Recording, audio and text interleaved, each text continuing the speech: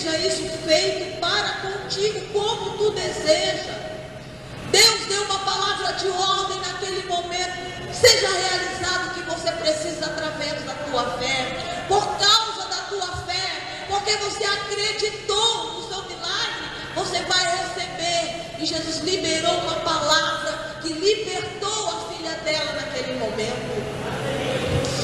Remaço da cova, lamaçu, erama da bacabaçu, da marabalá.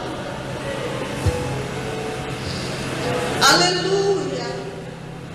A primeira mão, quando a gente lê essa história desta mulher, nós pensamos que nós vamos aprender com esta mulher. Ela ainda não era uma cristã, não servia a Cristo. Irmão, imagine uma mulher que não tinha conhecimento de Jesus, não era dos que fazia parte do plano da salvação e tinha uma fé desse tamanho.